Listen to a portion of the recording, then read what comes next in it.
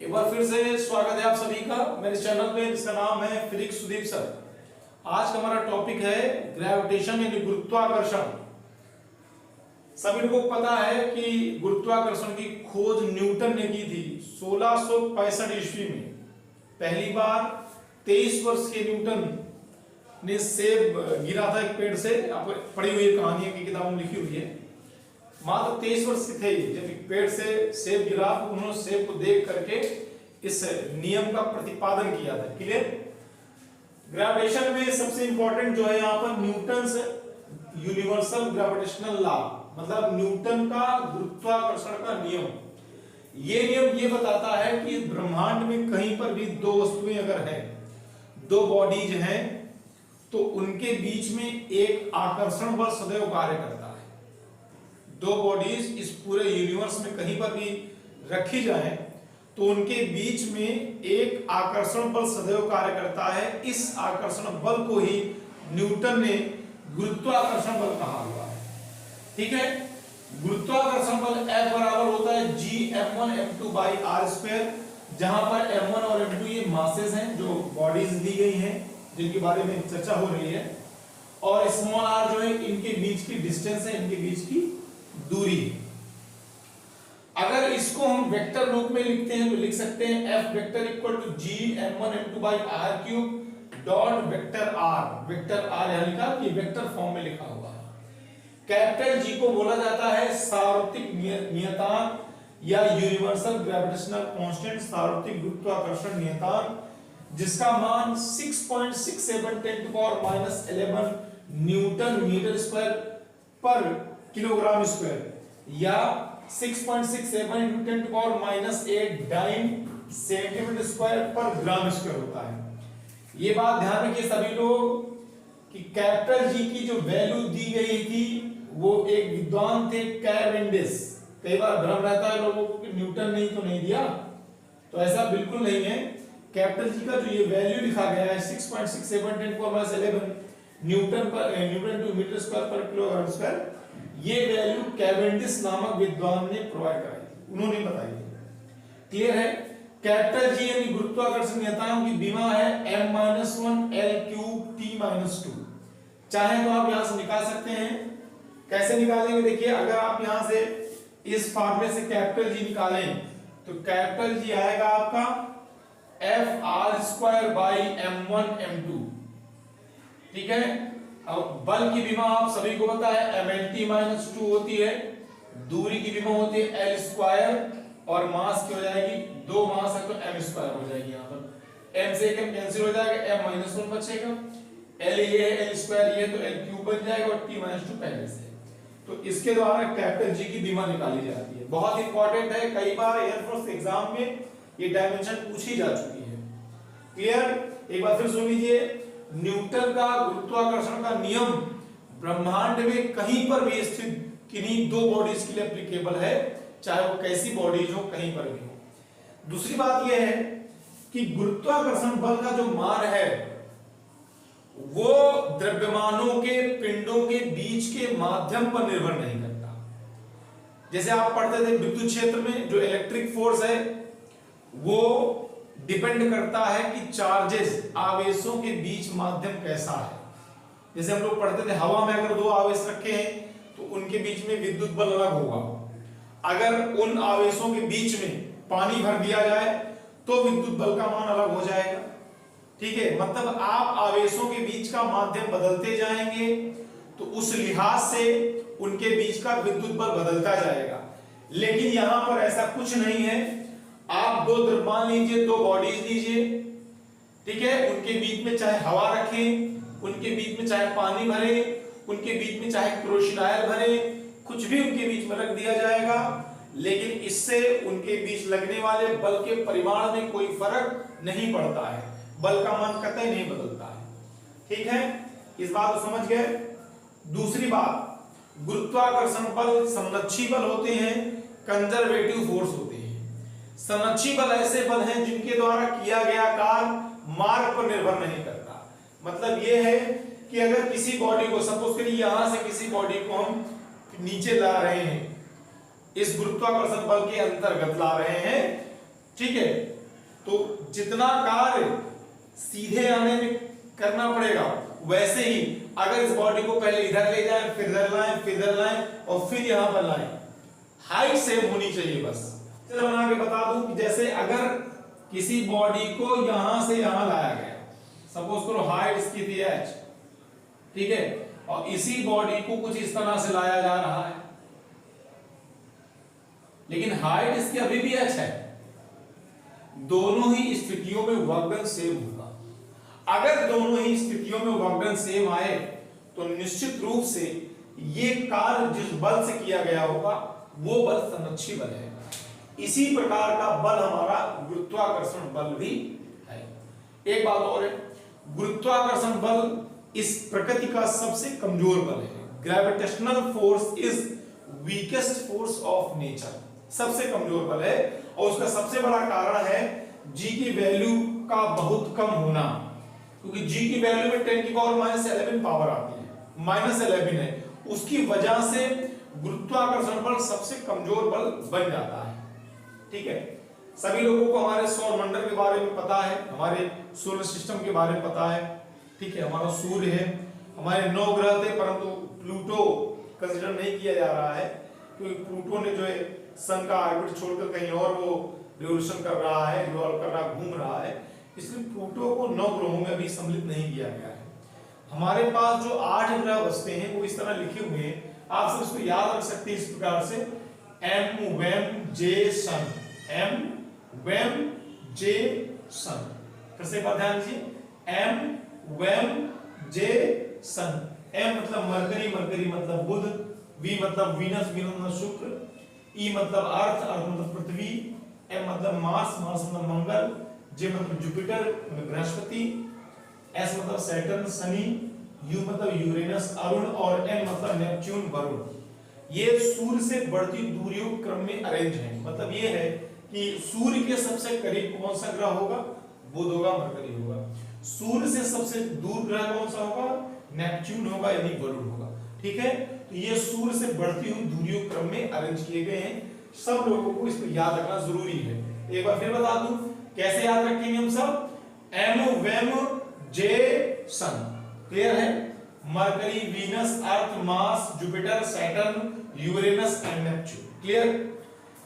एक बार फिर आते हैं न्यूटन के गुरुत्वाकर्षण नियम में, कुछ खास बातें भी हैं, ध्यान दीजिए।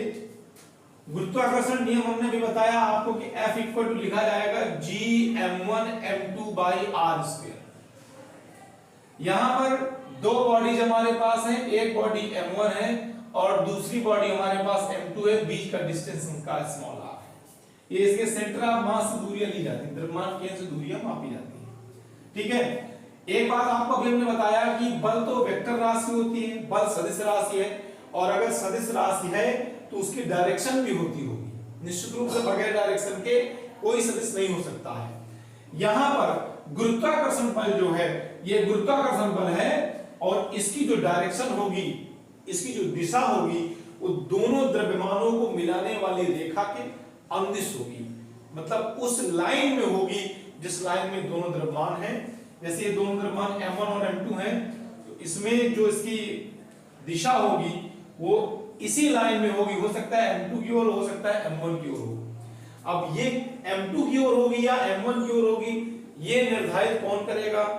ये निर्धारित होगा जो बॉडी फोर्स अप्लाई करती है। सपोज अगर हमारे पास एक बॉडी है A और दूसरी बॉडी हमारे पास है B और A ने इस पर बल लगाया, यानी F A पर, A द्वारा B पर बल लगाया जा रहा है।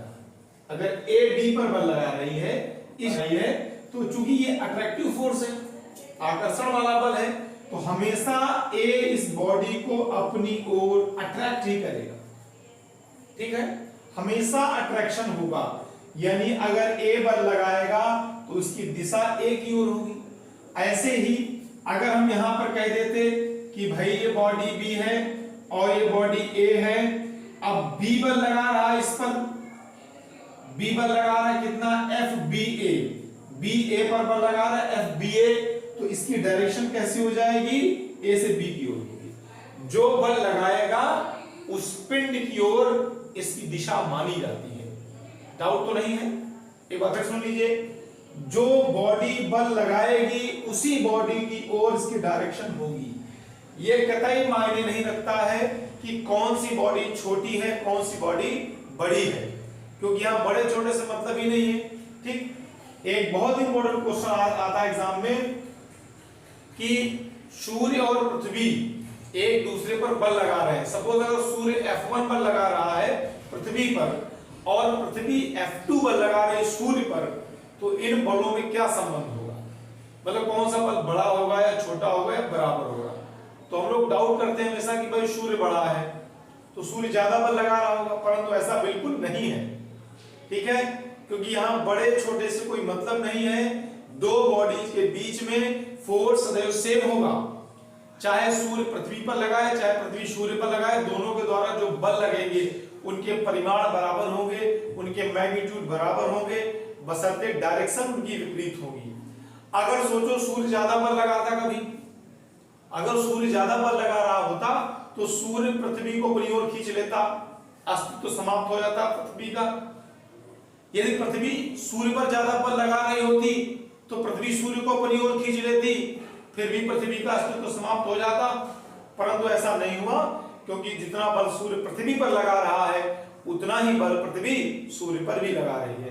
ठीक है, यानी हम ये कह सकते हैं कि अगर ये उस पर अगर M1 बॉडी M2 पर F12 बल लगा रही हो और M2 बॉडी M1 पर F21 बल लगा रही हो, तो निश्चित रूप से F12 बराबर होगा माइनस F21, यानी इनकी डायरेक्शन विपरीत है लेकिन इनके परिमाण बराबर हैं। या हम इसको ऐसे लिख सकते हैं F12 का जो मैग्नीट्यूड होगा वो बराबर होगा F21 के मैग्नीट्यूड के, यानी F12 का परिमाण बराबर होगा F21 के परिमाण के। देखिए, एक सवाल बहुत इंपॉर्टेंट है कि दो समान आकार के तांबे के गोले हैं, एक दूसरे को संपर्क करते हुए रख दिए गए हैं। दो कॉपर के स्फीयर हैं, सेम रेडियस के हैं, दोनों की रेडियस r दी हुई है और दोनों कांटेक्ट में रख दिए गए हैं। अगर इन्हें संपर्क में रखा गया है तो इनके बीच जो गुरुत्वाकर्षण बल लगेगा वो r पर किस प्रकार से निर्भर करेगा। बहुत इंपॉर्टेंट क्वेश्चन, देखिए लिखा हुआ है कि दो कॉपर स्फीयर हैं। देखिए ये दो स्फीयर हैं, सेम साइज के हैं, दोनों को कांटेक्ट में रखा जा रहा है। थोड़ा सा बनेगा पिक्चर से। दो कॉपर स्फीयर हैं, दोनों कांटेक्ट में रखा गया है, रेडियस इसकी स्मॉल कैपिटल R दोनों की बताई जा रही है। कहा गया है कि अब इनके बीच जो गुरुत्वाकर्षण बल लगेगा वो R पर किस प्रकार निर्भर करेगा। बेटा, गुरुत्वाकर्षण बल होता है F=G(m1m2/r²). यहां पर मास के बारे में नहीं जानकारी दी गई, परंतु ये बताया गया है कि दोनों कॉपर के हैं। अगर ये दोनों कॉपर के बने हुए हैं तो निश्चित रूप से इनके डेंसिटीज यानी इनके घनत्व आपस में बराबर होंगे। अगर इनके घनत्व बराबर हैं तो इनके द्रव्यमान की गणना की जा सकती है। अगर हम ये मान लें कि पहले गोले का द्रव्यमान m1 है और दूसरे गोले का द्रव्यमान m2 है, तो द्रव्यमान बराबर बेटा क्या होता है, आयतन गुणे घनत्व, यानी वॉल्यूम इनटू डेंसिटी। बोलो भाई, द्रव्यमान बराबर होता है, मास बराबर होता है आयतन गुणे घनत्व, वॉल्यूम इनटू डेंसिटी। और गोले का वॉल्यूम, गोला है 4/3 पाई r³ और इसका घनत्व हमने कितना बोल दिया, d बोल दिया, क्योंकि घनत्व दोनों का सेम है, दोनों कॉपर स्फीयर है, दोनों तांबे के बने गोले हैं। दूसरा, अगर दूसरे गोले का मास हम निकालते हैं तो भी यकीनन यही आएगा 4/3 पाई r³ इंटू d, क्योंकि इसका भी रेडियस कैपिटल R है और ये भी सेम डेंसिटी d का बना हुआ है, दोनों की डेंसिटी सेम है। अब अगर हम यहां रखते हैं F बराबर G(m1m2), तो ये m1m2 जब यहां रखेंगे तो हमको मिलेगा 4/3 पाई r³ d, इसका होल स्क्वायर बन जाएगा ये तो। और अपान में चूंकि कैपिटल R है तो यहां पर डिस्टेंस होगी 2r, हालांकि 2 तो कांस्टेंट रहेगा, कोई फर्क नहीं पड़ेगा उससे, तो 4r² हो गया। केवल हमें r की किस पावर पर डिपेंड करेगा ये बताना है। तो ध्यान दीजिए, r की पावर 3 है, स्क्वायर करेंगे 6 हो जाएगी, और यहाँ पर r² है तो कितनी पावर बची, r की पावर 6 में r² कैंसिल हो जाएगा तो r की पावर 4 बचेगा। तो यहाँ ये कह सकते हैं कि F प्रोपोर्शनल आया r की पावर 4। ये हमारा सही ऑप्शन होगा कि हमारा जो गुरुत्वाकर्षण बल है वो r की पावर 4 पर निर्भर करेगा। बहुत इंपॉर्टेंट क्वेश्चन है, देख लीजिए। क्वेश्चन में दिया हुआ कि दो समान द्रव्यमान के पिंड हैं जिनके बीच में लगने वाला बल F है, ठीक है। ये हमारे भी पास दो बॉडी हैं, दोनों के मास m है और इनके बीच की दूरी कुछ मान ली हमने r। तो इनके बीच जो लगने वाला बल है वो है G m1 m2 यानी m² अपान r²। ये पहली बात हुई। अब कह रहा है एक से 25% चला जाए दूसरे में। बेटा 25% देखिए ये m का 25% अगर चला गया तो ये m कितना बचेगा, 75% बचेगा। तो ये बचा 75%, m का 75% बचा क्योंकि m से 25% चला गया है। और ये वाला बॉडी जो है 25 जाएगा इसमें, तो पहले तो ये 100 रहा ही होगा। परसेंट की बात करें तो अब ये होगा 125%। दूरी वही है, बल मान लो F' हुआ तो F' होगा G m1 m2 यानी m into 75% into m into 125%, ठीक है। और अपान में r², ये G m r² हो जाएगा, G m r² हो जाएगा, m² r²। और 75% मतलब 75/100 और 25% 125% में 125/100। 25 3 75, 25 2400, 25 5 25 2400। ये बेटा जो लिखा है Gm²/r², ये लिख सकते हैं F। तो ये आ गया बेटा F' बराबर क्या आ गया, G